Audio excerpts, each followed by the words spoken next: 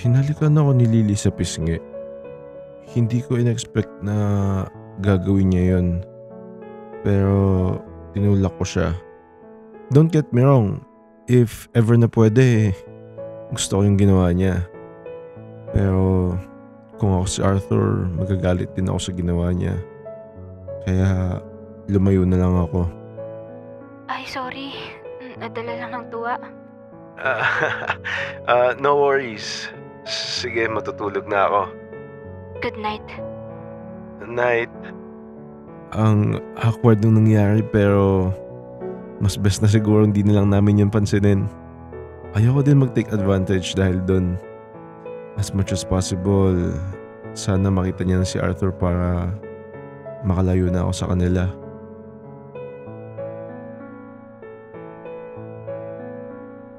Nagising ako na ng 10 AM ng umaga. Una kong ginawa syempre i-check yung phone ko. Tapos nun, chinek ko din si Lily kung gising na. Nagtaka ako nun kasi wala na sa higaan si Lily. Naisip ko siguro bumaba lang siya sa dining area para kumain. Naligo ako at chinek ko kagad yung dining area. Pero wala siya dun. Asa naman kaya tong babaeng to? Medyo kinakabahan ako nun since hindi taga dito si Lily. Bumalik ako sa room namin para tawagan siya sa phone niya. Pero nag-ring yung phone niya sa tabi ng higaan niya. Mas lalo akong kinabahan kasi wala akong kontak sa kanya at baka maligaw siya dito sa Switzerland.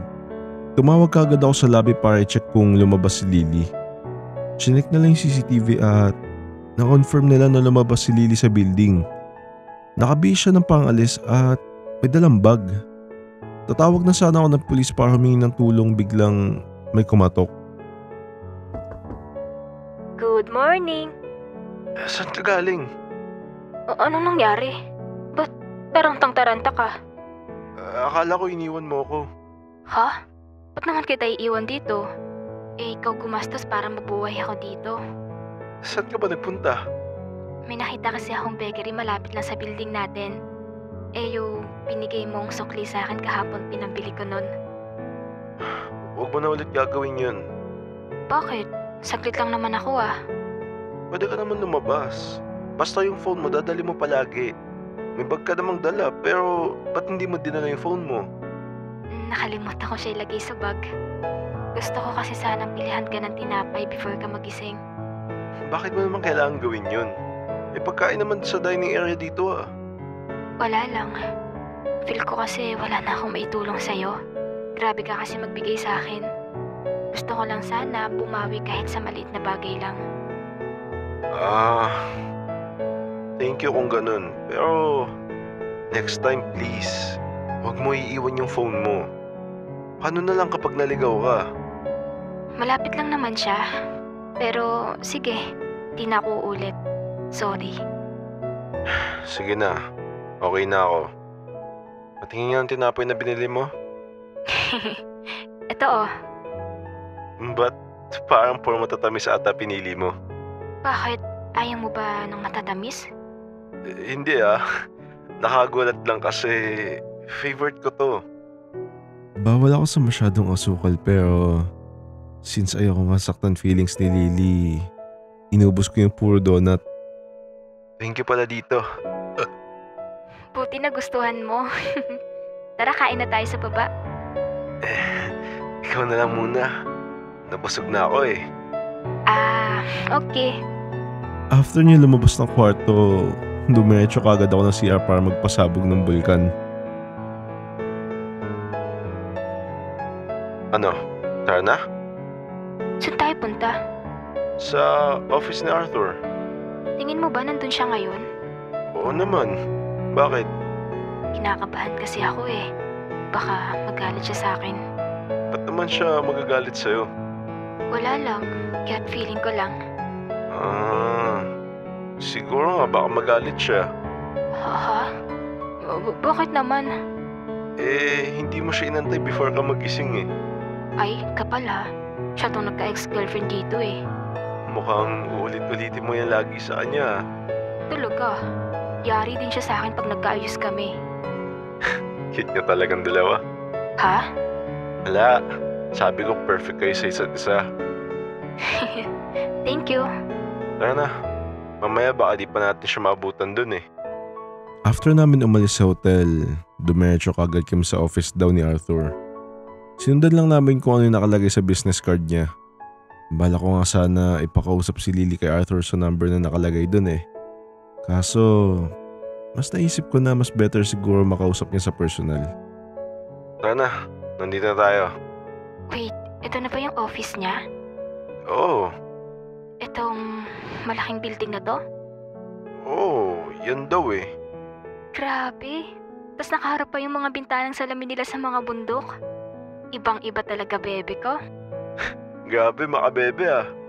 Baka nakakalimutan mo, hindi ka pa sure sa mga mangyayari. Dahil naman sa'yo, confident ako na tatanggapin niya ulit ako. Salamat, Astrid. Always welcome, Lily. Sige na, pasok ka na. Sabihin mo, yung asawa ng boss nyo nandito na. Uy, wag. Joke lang yun.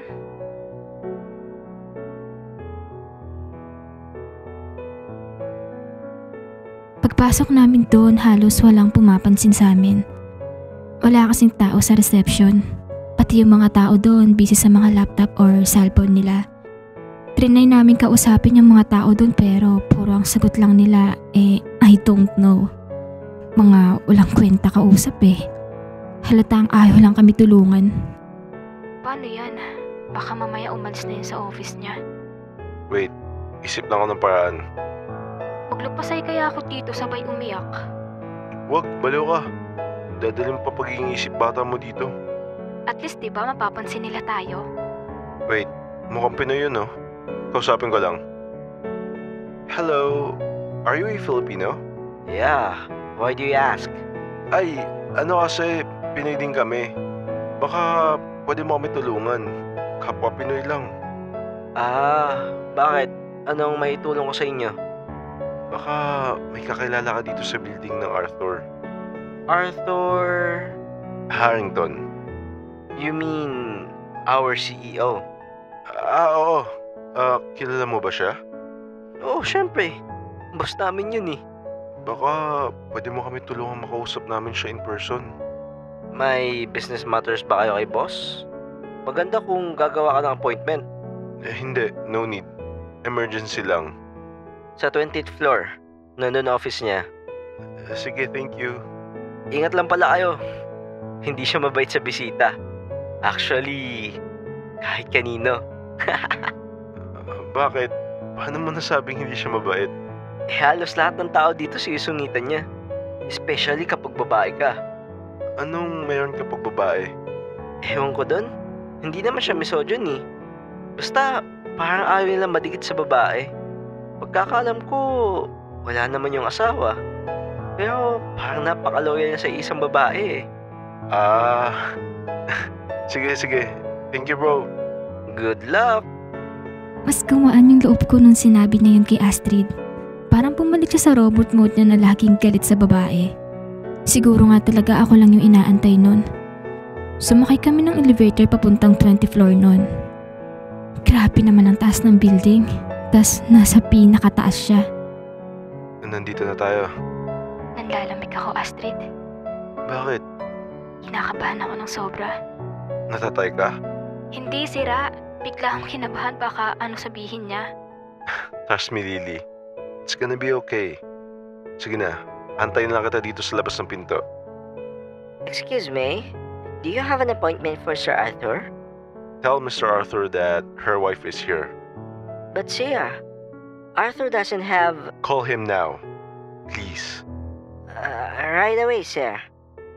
Habang nasa labas kami, dinig na dinig namin yung boses ni Arthur na sumisigaw. Bigla tuloy akong mas lalong kinabahan. What do you mean my wife is here? What are you talking about? They did tell me, sir, to notify you. I'm very sorry, sir. You've had one job and you can't do it. You're fired. But, sir... Get out now Okay, sir. and let them in so I can punch their faces. I don't want those silly pranks for wasting my time. Lumabas yung assistant niya sabay. Malungkot na tinawag kami para pumasok. iyong may gawin. Padabog akong pumasok ng office niya at... Ganyan bakit na tinuruan umasal sa ibang tao? Lily,